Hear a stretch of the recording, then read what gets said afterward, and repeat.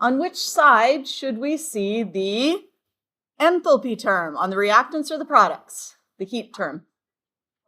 Products, because it is coming out, right? The change is negative, and so the energy comes out. So is that going to, and that's going to be 25 kilojoules. Is that going to be plus 25 kilojoules or minus 25 kilojoules? It's going to be plus. So here's how I like to think about it. If you go to the store and you want to buy a candy bar, yes? That's going to cost you $2, yes? You pay $2. $2 comes out of your wallet, okay? We don't say negative $2 comes out of your wallet. Here we have 25 kilojoules coming out of the reaction, just like that $2 came out of your wallet. What's the change in your wallet? Negative $2. What's the change in enthalpy? Negative 25. Does that make sense?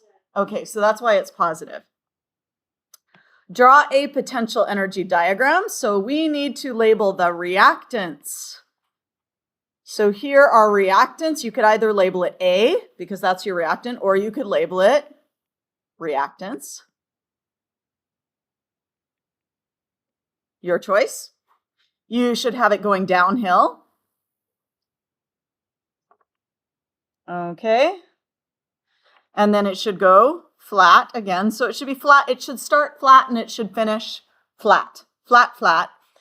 Let's label all products. You can either label it B or products. Label your enthalpy change.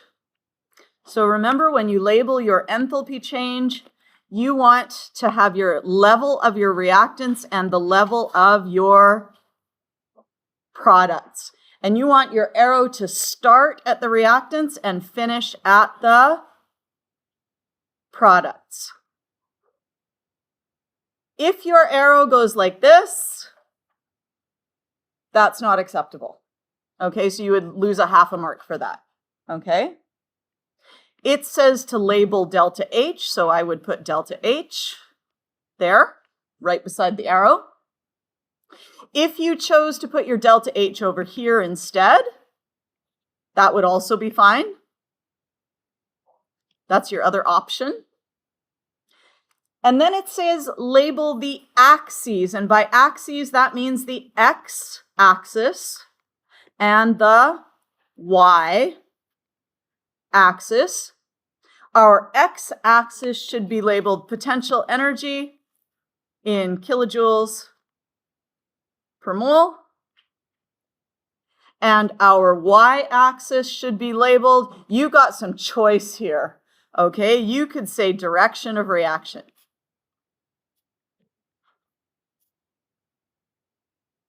You could say progress of reaction. You could say reaction proceeds. Didn't even do anything else. I think there's another one that I've forgotten, but anyway, any of those would do.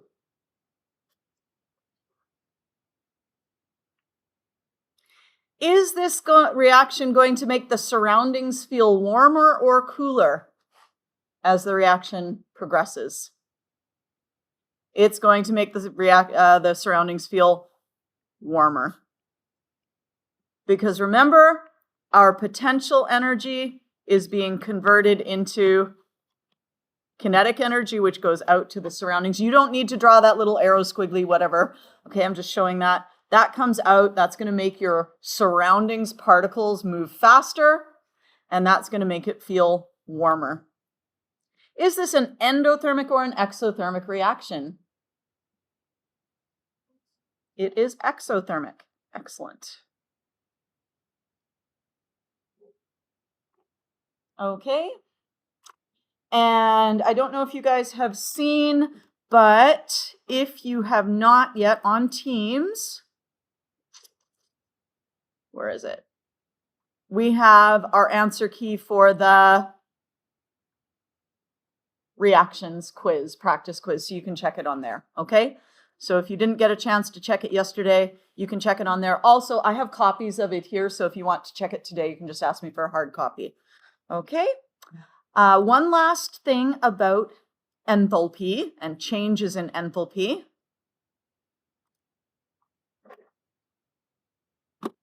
And you'll need some paper for this, or the inside of your book cover or something like that.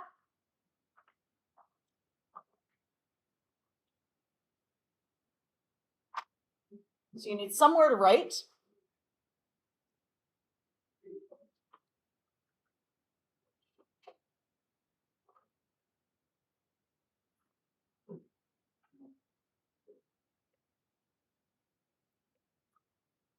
Bond breaking.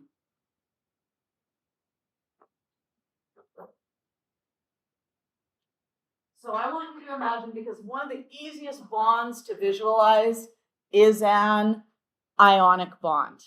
Yeah? Because an ionic bond, we have our cation, and then we have our ionic bond,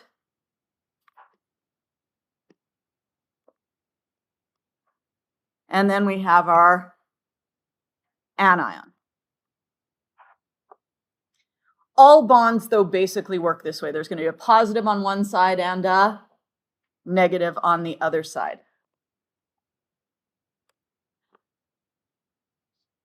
If we were to break that bond,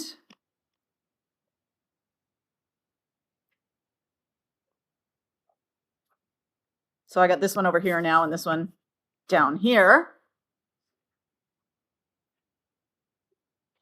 which state is more stable and which is less stable? More stable is the bond. More stable is the bond.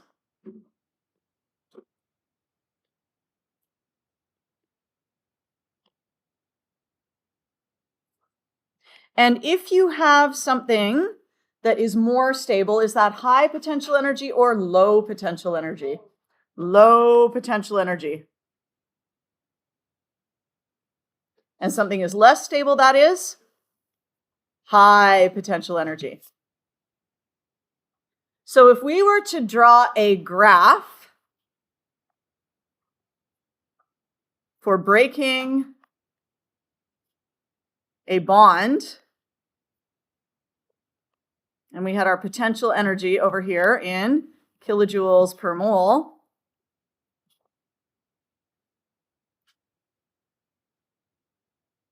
when they are bonded, the potential energy is low. Yes?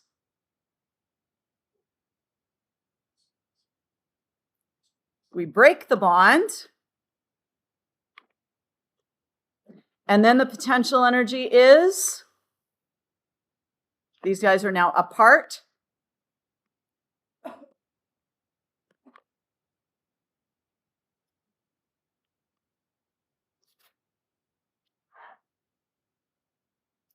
What type of a reaction is bond breaking?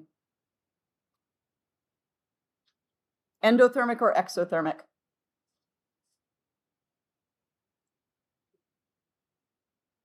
Well, let's label our delta H for this thing. We started our reactants and we finish at our products. Yes? So our delta H is positive. And so bond breaking is endothermic.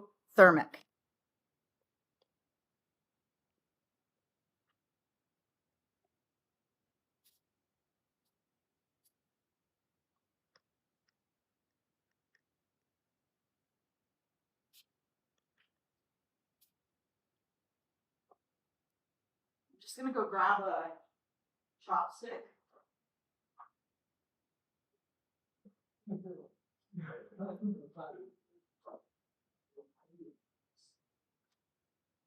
Okay, can we agree that this little piece of wood here, this little chopstick, is full of chemical bonds, yes? And if I break the chopstick, I am breaking chemical bonds, yes? Did that require energy to go in? Did I have to put in energy to do that? Yes. Okay, so breaking, often I'll do it with a pencil, but I don't seem to have any pencils of any great length. But if you break a pencil, you are breaking bonds and you have to put in energy to do that. So breaking bonds is endothermic. So you're going to think of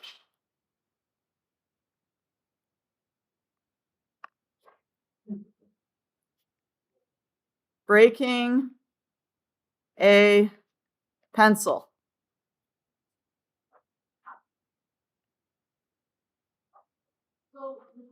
You have to put in energy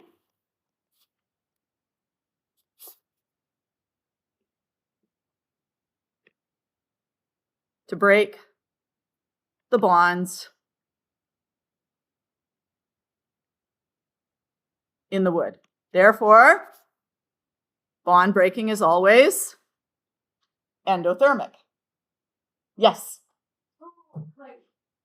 Okay, so usually when you break bonds, it's going to go around with needles, break them, officially break them. Yeah.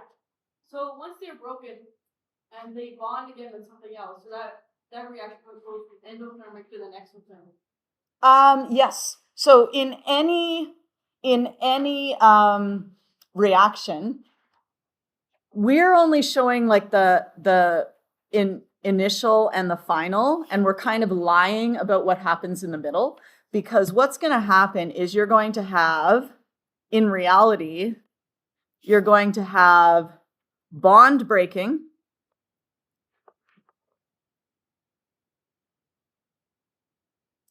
And then the opposite, new bonds forming, has to be exothermic because they're going to a position of more stability.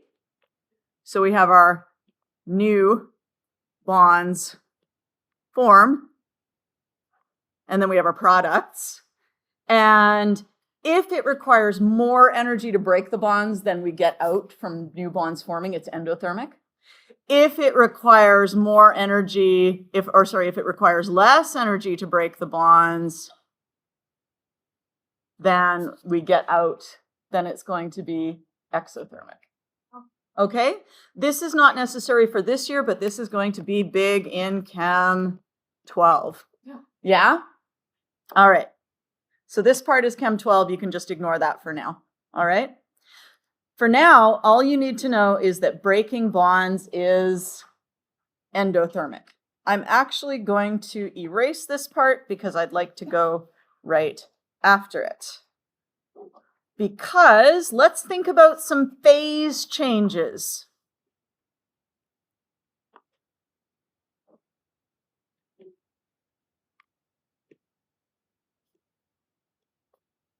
First of all, do you guys know your phase changes? What do we call it when a solid goes to a liquid? What do we call that?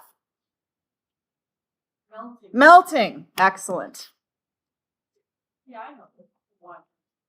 And what do we call it when liquid goes to a gas? We call that evaporation. If it just happens like at room temperature, but we can make it actually take place a lot faster. What do we call that then? If I want to change my liquid to a gas a lot faster than just waiting for it to evaporate? Boiling.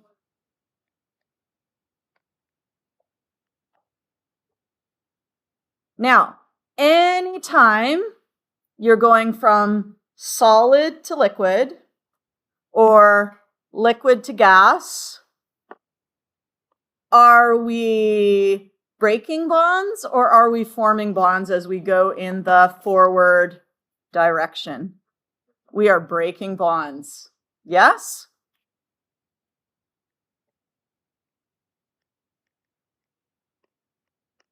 Boiling water is endothermic. Yeah. Boiling water is going to be endothermic. What did you have to do to boil the water? You had to add heat to it. Yes?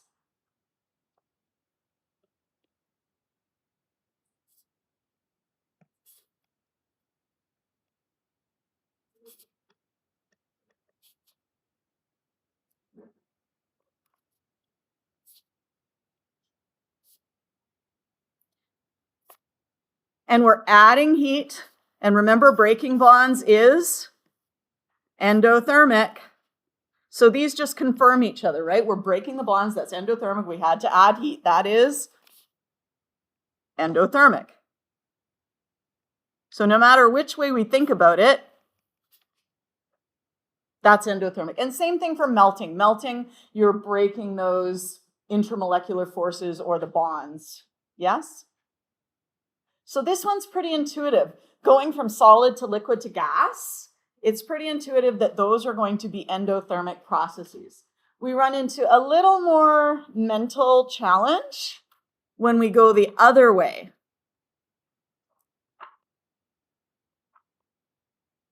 So let's go and do some bond formation.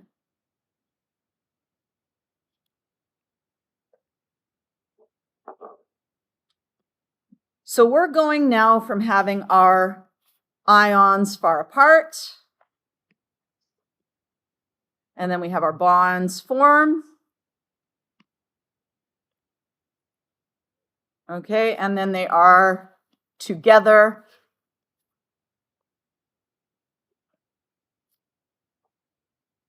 Which one is more stable? Product, the bonded ones, more stable. Is that higher potential energy or lower potential energy? If it is more stable, it is low PE. Over here, on the left-hand side, this is when it's bonded. On the left-hand side, when they are apart, that is less stable.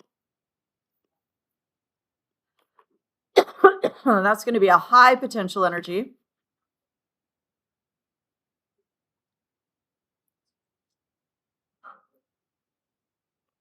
So in bond formation,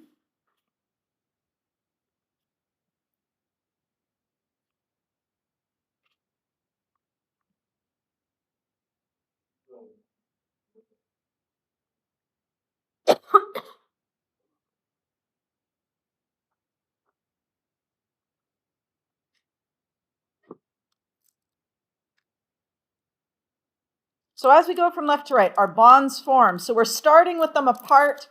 That is high potential energy. So they are apart. And then we have bonds forming. And we end up with them being bonded. Is this endo or exothermic?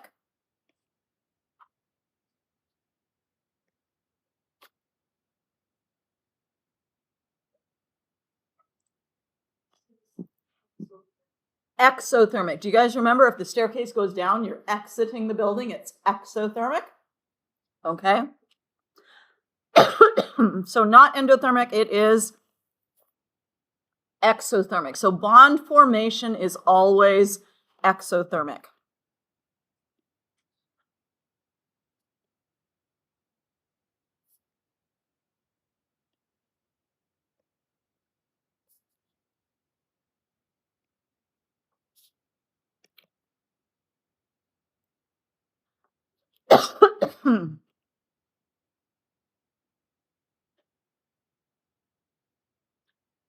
So let's do our state changes going the other way. Let's go from gas to liquid to solid. What do we call a gas going to a liquid? Condensation.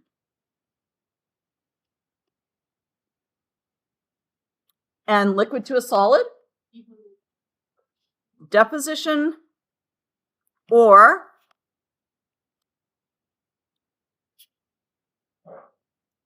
most often we call it freezing. Actually, deposition is gas to solid. Oh, liquid to solid. Okay. Okay. Gas to solid is deposition, and then solid to gas. I'm not going to get too excited about those ones. So, condensation and freezing, bonds are forming.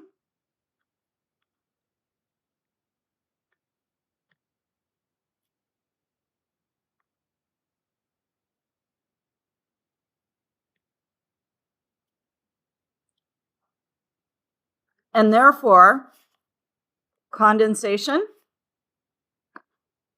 is exothermic.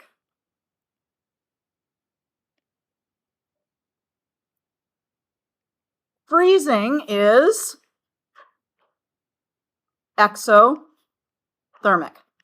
Sometimes people get a little weirded out by freezing. They're like, how can it be exothermic? It's so cold. Why is it cold though? Is it cold because the water is sucking in energy?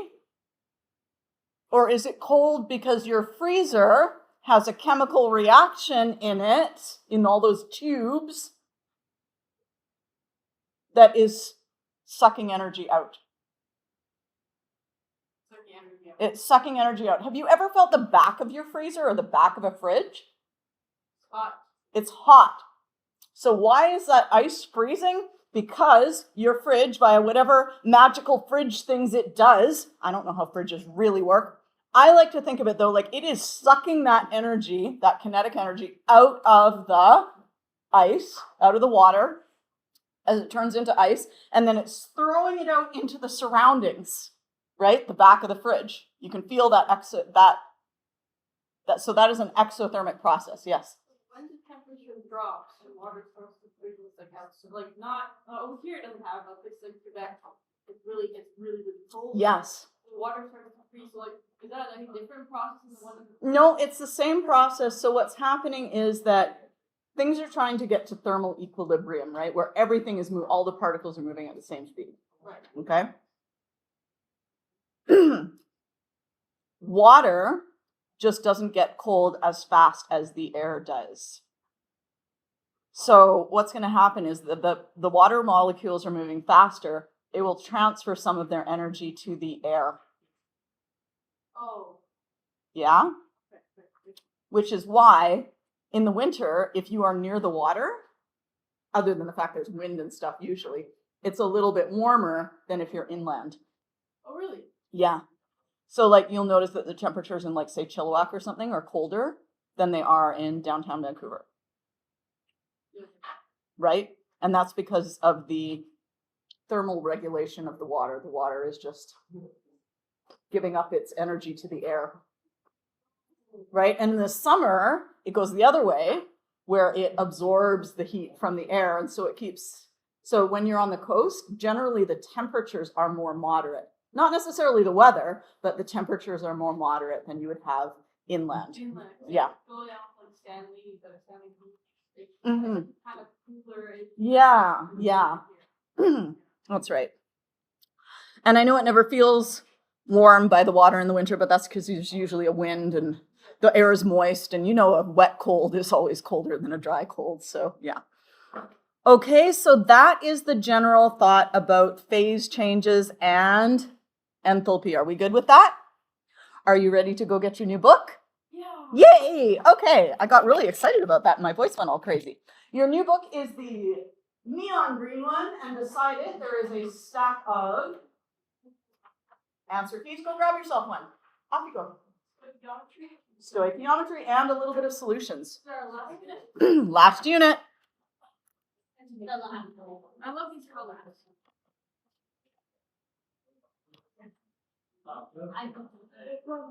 What the?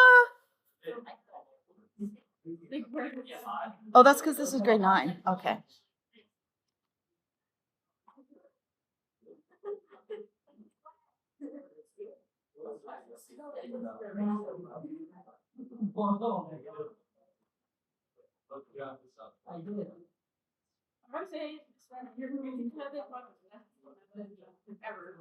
Yeah. Like these interviews are so stupid.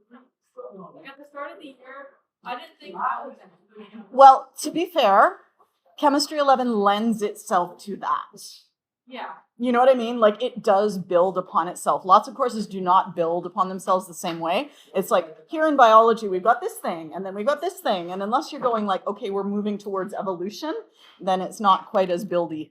Yeah. Yeah. Even like in math courses do build upon each other. Yeah. Sometimes the teacher you're teaching it isn't that like great. So Yeah. Really well. Yeah. Really, like it builds upon like the already existing like abilities. Right? But I've been teaching for like 29 years, so I get to see that broader perspective. So I think that helps for sure, right? Because I'm like, oh, and then when I started teaching AP Chem, I'm like, oh. So yeah. So even when I'm teaching electricity to my grade 9s, I'm like teaching them about metallic bonding because it has to do with why things conduct, right? Anyway, just my little excitement there. Okay, just so we know, on our very first page in our booklet, we have a thing that says regular stoichiometry. And I'm going to print out one of these and give it to you next day. I just forgot to do it for today because I had a lot going on yesterday and Tuesday. Or yesterday. Yesterday I had a lot going on.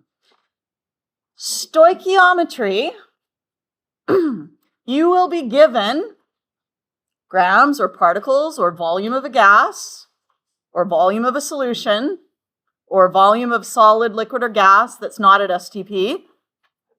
And you're going to have to convert that into moles. Do you guys know how to do all those things? Yes. And if you don't, you'll want to review them. Then we have this thing called the mole ratio, which you have met in a slightly different format. Okay, so we've already done a sort of mole ratio. So you can go from moles of A to moles of B. And then once you get your moles of substance B, you can go to grams or particles or volume of solution or concentration or volume of a gas at STP. So we're going to be using molar mass, density, molarity, molar volume, all of those things. Okay, those are tools that you already have in your toolkit. So step number 1 in any of these questions, you already know it. Step number 3, you already know it. The only step we need to learn, sort of, is step number 2, the mole ratio. And now we are going to go to page 4.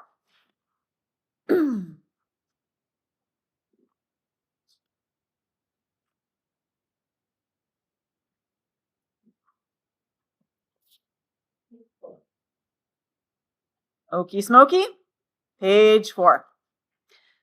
Stoichiometry uses the ratios between substances in a chemical reaction. So ratios can be scaled up to larger quantities. So when we look at a chemical reaction like this one here, we have CH4. You can see we have 1 molecule of CH4. It has to react with 2 molecules of O2 in order to get your 1 molecule of CO2 and your 2 molecules of H2O. So we have a 1. So the coefficient in front of that one is 1. We don't write it, obviously. To 2, to 1, to 2 ratio. 1 to 2 to 1 to 2. Okay? And that works for molecules. But we can scale this up. Instead of saying, I'm going to work with molecules, I'm going to work with pairs of molecules. So if I had 1 pair of CH4s, you'll notice that each CH4 has a carbon in it. I'm just going to put dots on the carbon so you can see them in the reactants and the products. Yeah? There's our carbon, there's our carbon, there's our carbon, there's our carbon. So 1 pair of CH4s is going to give you 1 pair of CO2s because there's 2 carbons in total. Yeah? We have 2 pairs of oxygen. Okay, we got 1 pair up here and 1 pair down here. Okay, 1 pair up there, 1 pair down there. And there are 1, 2, 3, 4, 5, 6, 7, 8 oxygens in total in the reactants. 1, 2, 3, 4, 5, 6, 7, 8 oxygens in total in the products. So 2 pairs of oxygens will give us 2 pairs of water.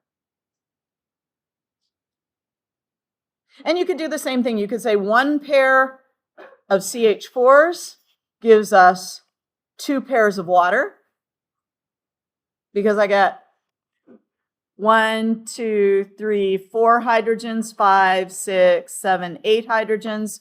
1, 2, 3, 4, 5, 6, 7, 8 hydrogens. That's all staying the same. The key thing here is that the ratio is staying the same. I had 1 molecule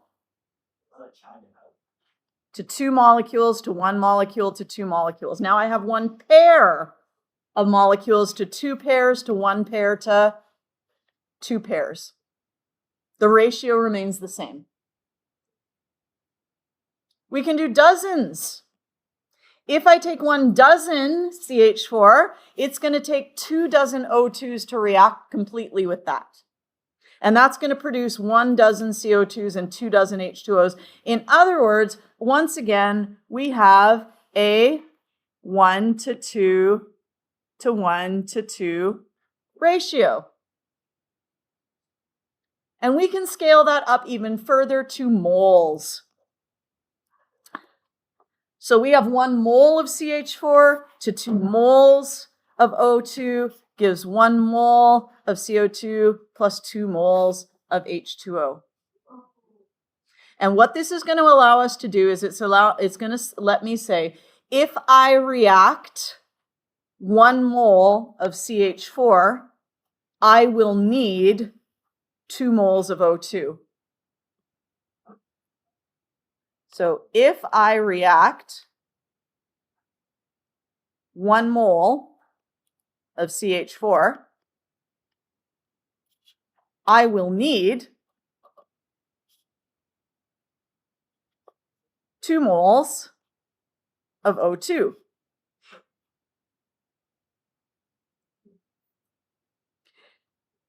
If I react 2 moles of O2, I will get 1 mole of CO2.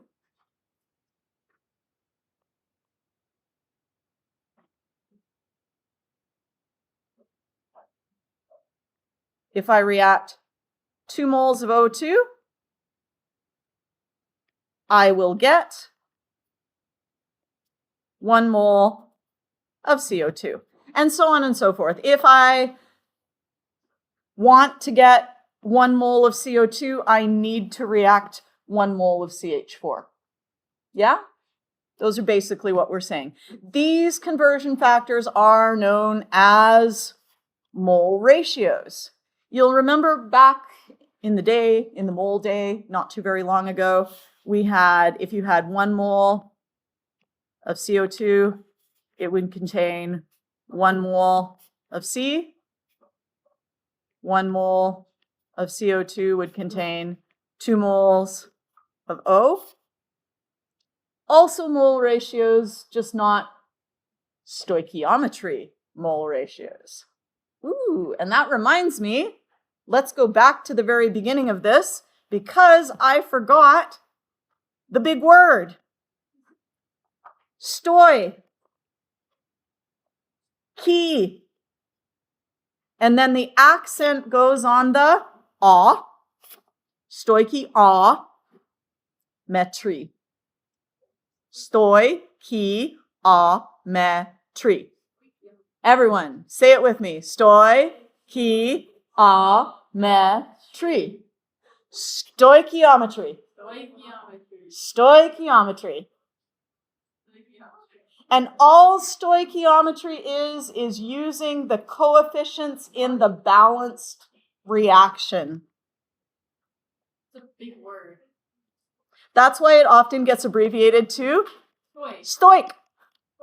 Okay? So if you're like stoichiometry, that's too big, you can just call it stoich. And stoichiometry is about using the coefficients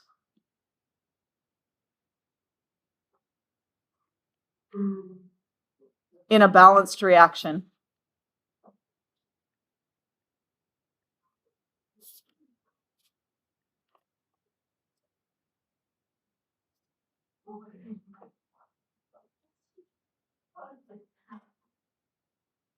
So that's all we're doing. And we're using our ratios here. So let's take a look at this here. This particular reaction, we have one N2 molecule. So this is now on page 6. We have one N2 molecule needs 3 H2 molecules, 1, 2, 3, to produce 2 NH3 molecules. So we have a 1 to 3 to 1 ratio. Let's see what holds true for that 1 to 3 to 1 ratio. This ratio 1 to 3 to 2 works for molecules. 1 molecule to 3 molecules to 2 molecules. If we multiply that by 6.02 times 10 to the 23, we get 1 mole, right? So there's going to be 1 mole to 3 moles to 2 moles. So this ratio works for moles. Check. Now, if I have 1 mole of N2, that has a mass of 28 grams. If I have 3 times 3 moles of H2, that's going to give me 6 grams. And if I have 2 moles of NH3, that's going to give me 34 grams.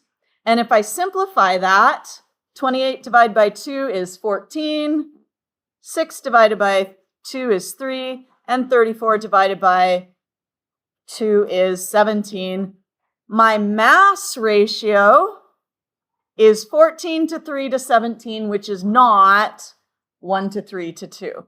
So the ratio does not work for mass.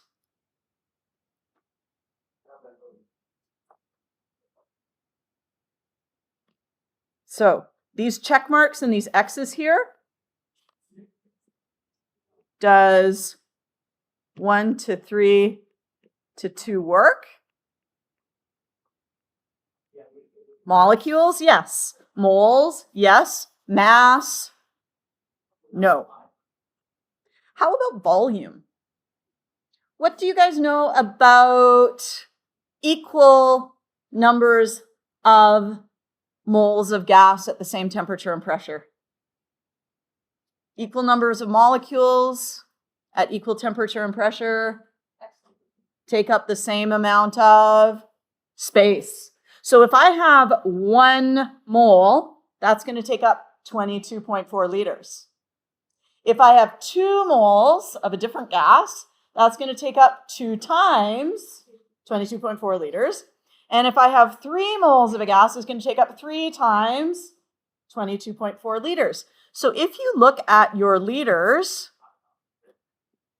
we have, if we were to, this is a 1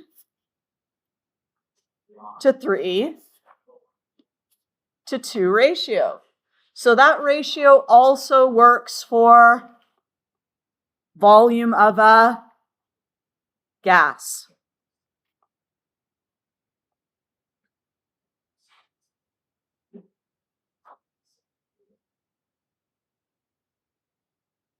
So you have a molecule ratio, you have a mole ratio, and you have a volume of a gas ratio.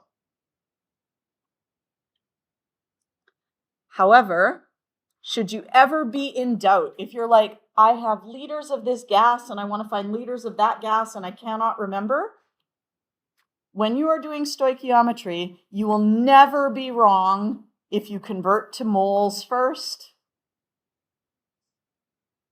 Yeah, step 1, always convert to moles.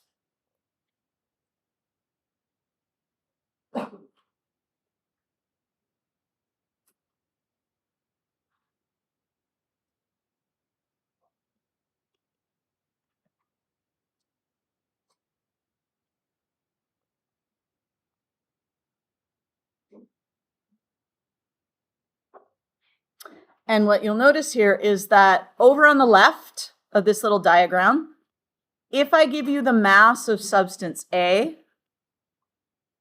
you can find the moles of substance A. If I give you the molecules of substance A, you can find the moles of substance A. If I give you the volume in liters of substance A, you can find the moles of substance A. And once you get to A, you can go from A to substance B. And that's using the mole ratio, which is the coefficients from the balanced chemical reaction. And that's the only new thing about this unit. Okay? And once you got moles of B, you can get out of it in the same way. So this would be mass of B, this would be molecules of B, and this would be volume of B. Okay? Okay, so let's do some calculations here. Could you please balance, hang on. Step 1, write the balanced chemical equation if it is not given to you. You cannot do stoichiometry without a balanced chemical equation. So let's try the first one together. Could you balance this equation, please? At this point, hopefully this will be easy.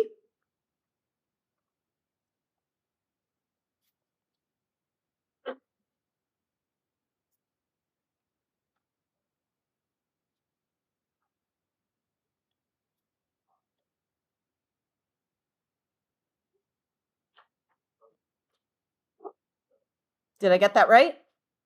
Excellent. What type of reaction is this? Synthesis. We've got two things coming together to make one simpler thing. Okay? Or not simpler thing, one more complex thing. All right, so we have our equation written. How many moles of aluminum oxide will be formed from 17 moles of aluminum reacting? So we are saying how many moles of Al2O3 will be formed if I start with 17 moles of aluminum. And now that I have a balanced equation, I can always go from moles of one substance to moles of the other substance. And how do I do that? I use my coefficients. I want to cancel moles of Al, and I want to find moles of Al2O3. Where do those numbers come from?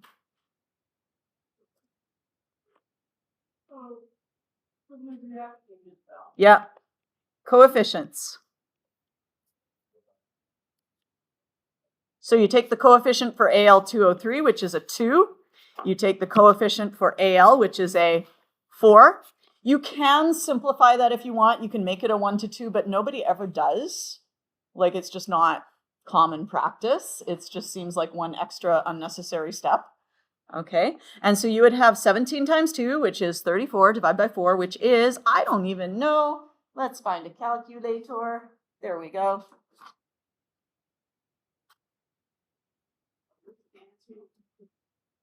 8.5 moles of Al2O3. Is good? And that's it.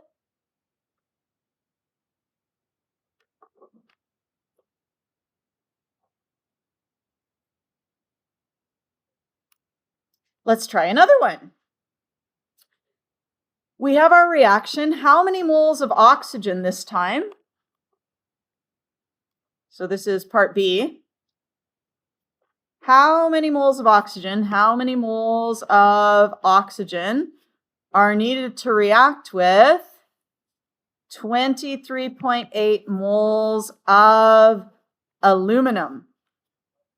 In this case, you want to cancel the moles of aluminum.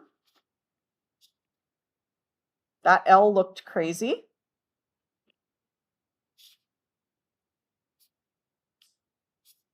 Okay, cancel moles of aluminum, and we want to find moles of O2. And where do we get the numbers for that mole ratio? Those are from the coefficients. So we go, all right, we have in front of the O2, we have a 3, and in front of the Al, we have a 4. And so we then do the math, and we get 23.8 times 3 divided by 4 equals 17.85 moles of O2. How many sig figs should we have? 3, because here we have 3 sig figs. How many sig figs in that number 3? Infinite sig figs, because that's a counting number, right? The 4 also has infinite sig figs. And so we should have 3 sig figs, which will make this 17.9 moles of O2.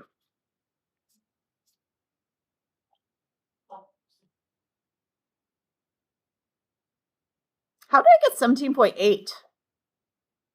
That should be a 9. Oh, I know. This was from back in the day when I had the other rounding rules. Other rounding rules? The other rounding rules where you round to the even number when you're at exactly 5. Oh. So I need to fix this, but anyway. The other rounding rules, but we're not doing those this year, so we're not going to worry about it. Okay, so you guys have some exercises here.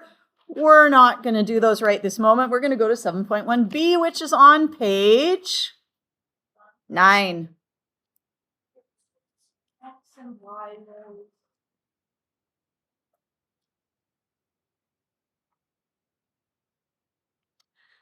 So remember, this thing here is the mole ratio.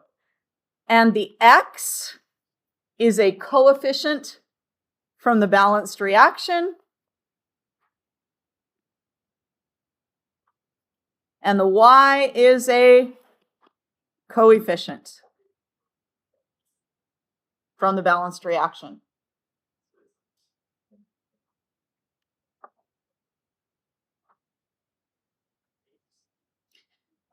And I would like to remind everyone, what is the unit of molar mass?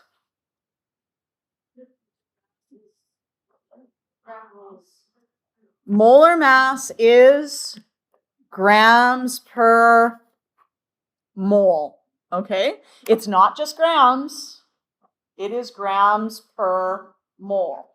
Molar mass, grams per mole. Avogadro's number, we're going to be using that a little later on. That is particles per mole of particles. And we also have molarity, which is moles per liter. What's another word we can use for molarity? Concentration. Molar concentration. Yeah.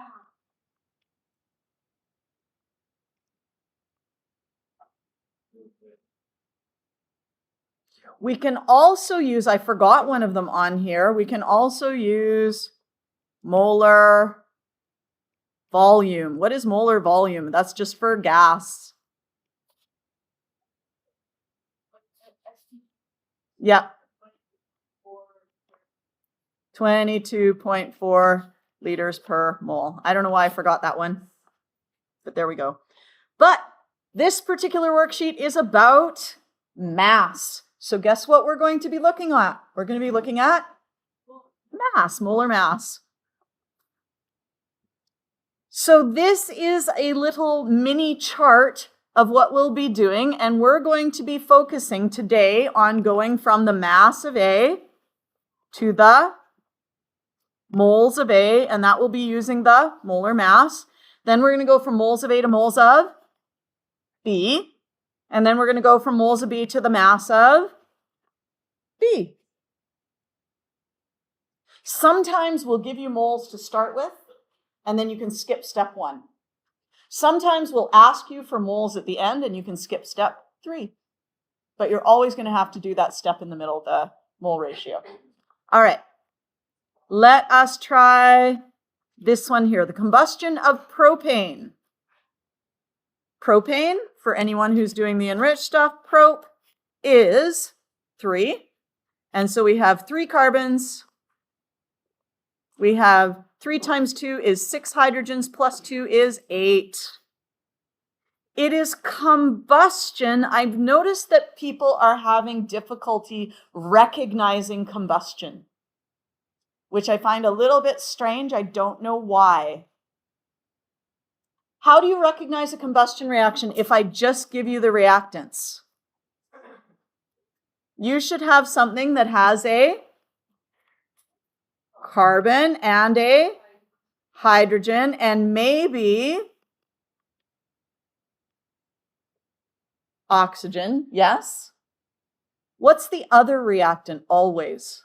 Oxygen, O2. So several people, I've noticed they're trying to make it single replacement or something like that. It is not single replacement. It is combustion.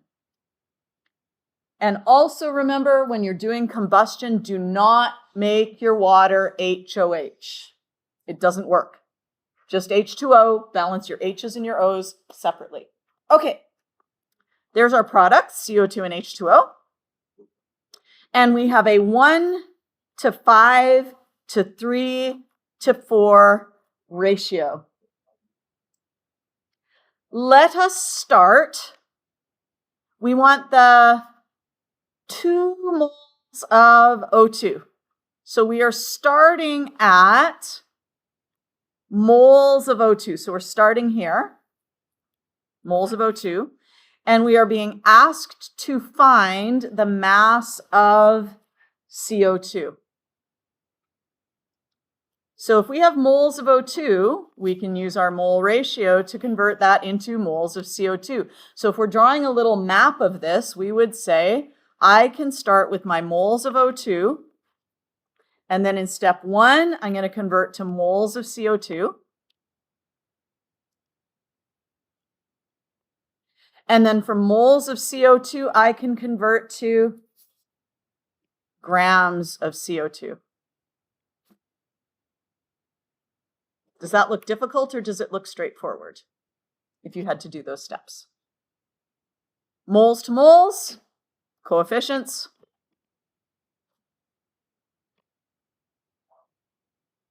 Moles to grams, use your molar mass. So if we do that, why are you bing-bonging at me? Okay, stop bing-bonging. So if we say, how many grams of CO2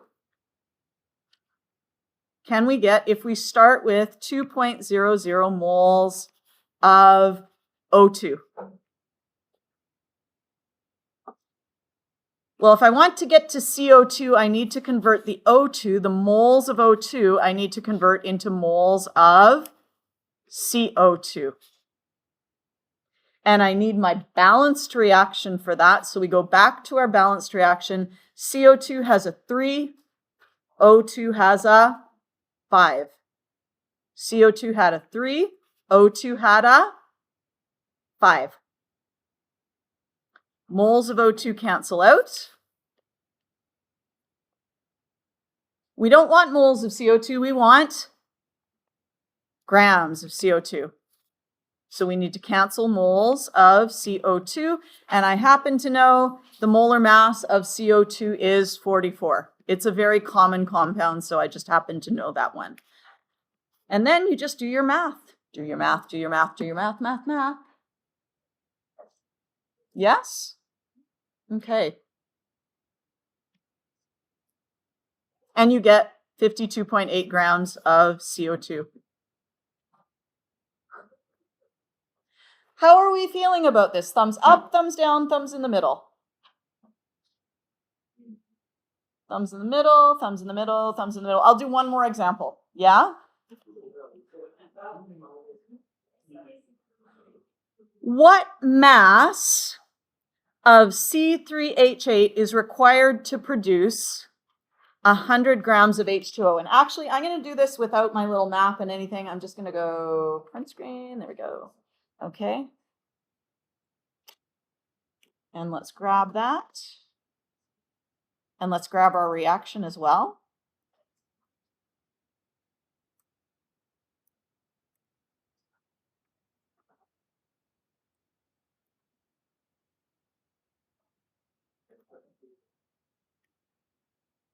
There's my reaction.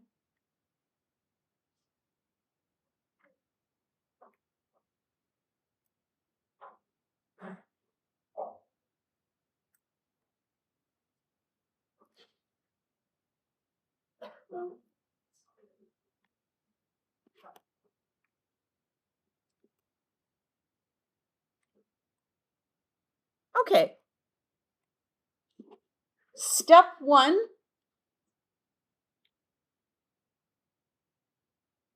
is always find what? Moles. Moles. So in stoichiometry, stoich, step 1, find the moles. If they happen to have given you moles, well, bless your heart, you don't have to do step 1. Okay? But step 1 is always find the moles. And so you have to look and you say, what have I got that I could find moles of? Well, I have 100 grams of H2O. So I have to start with what I am given. I am given 100 grams of H2O. And step 1 is always to find moles. So what am I going to be finding moles of?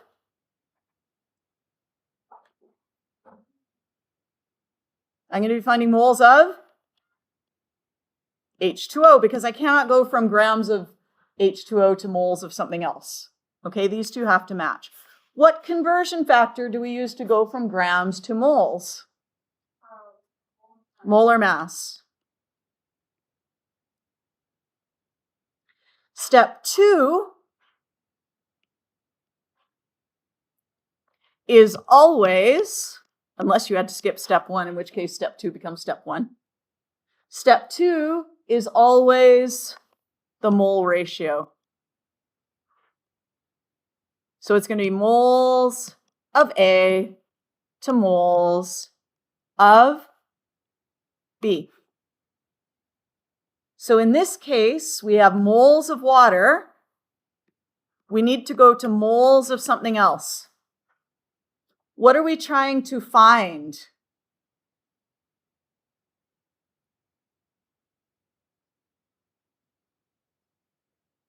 What mass of CH4? Yeah? So we want to find moles of,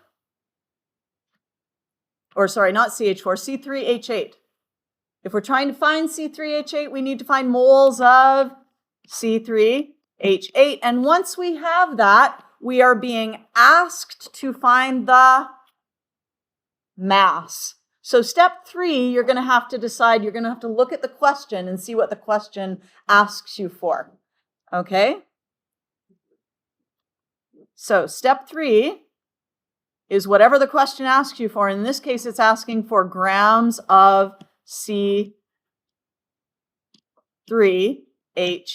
And how do we go from moles to grams? What conversion factor do we use?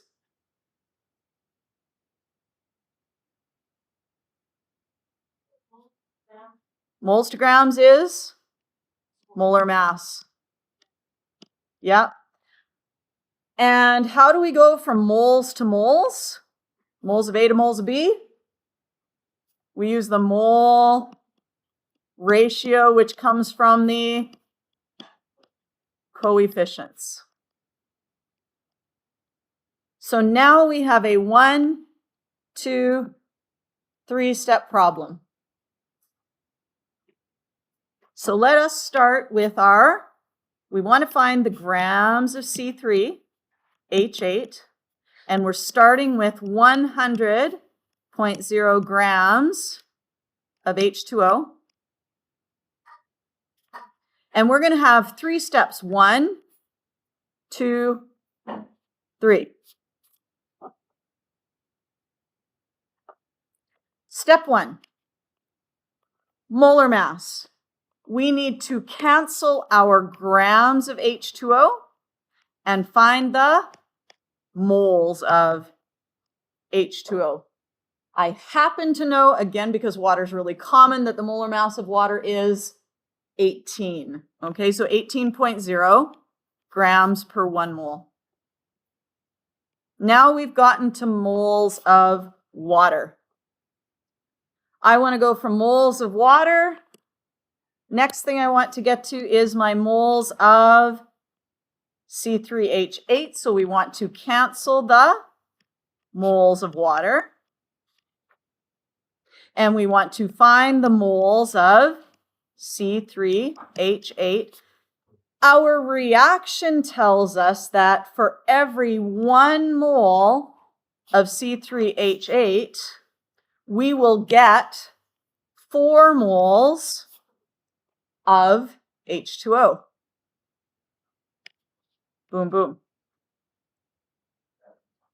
Okay, and then step 3, we want to find grams of C3H8.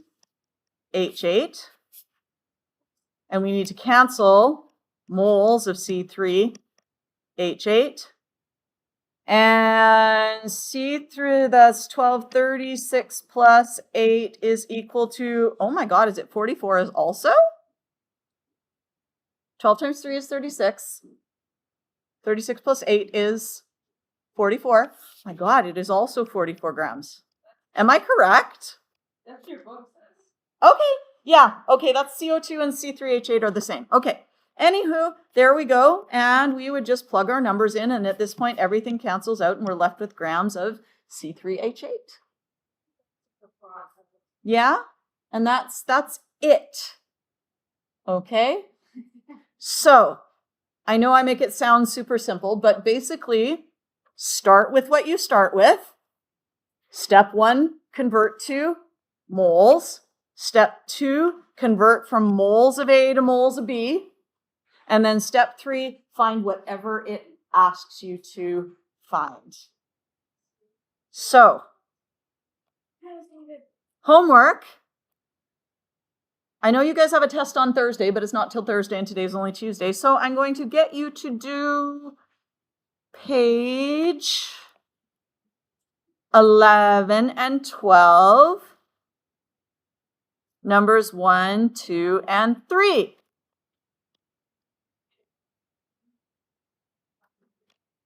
And also page 8, numbers 1 and 2.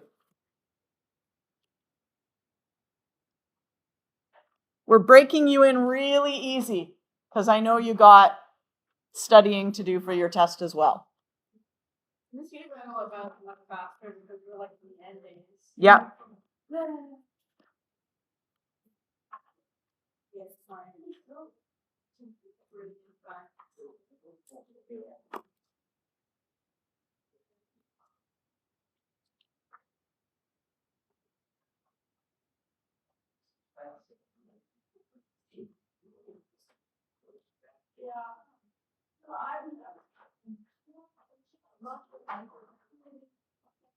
What's step 1 in stoichiometry?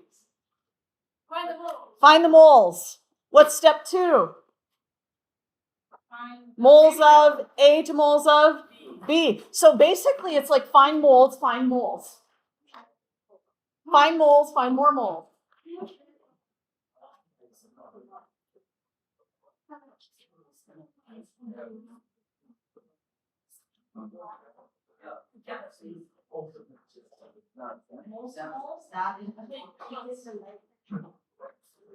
No, but seriously. Yes. Oh, gonna break. It's gonna break her neck. I could hear it. I could not. Yes.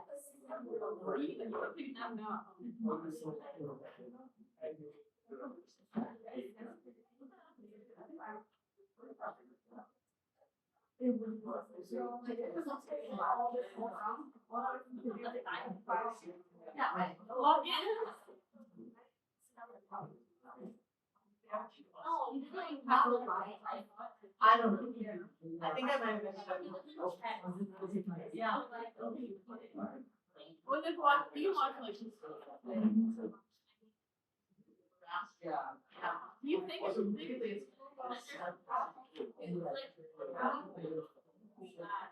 No.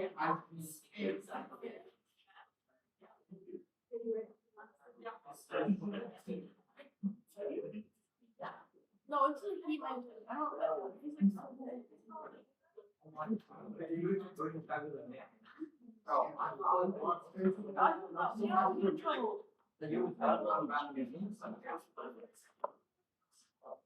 we should go have a nap. Naps are good. Hi. Is it just gonna be like the last one is a multiple choice, or is it just gonna be like? It's just going to be like, yeah, there's no multiple choice in there. Yeah. No multiple choice on the upcoming test. Which should, oh, actually, maybe there is. Yeah, I think there is. I put some of the Enthalpy stuff in there. Yeah, mostly. Yeah.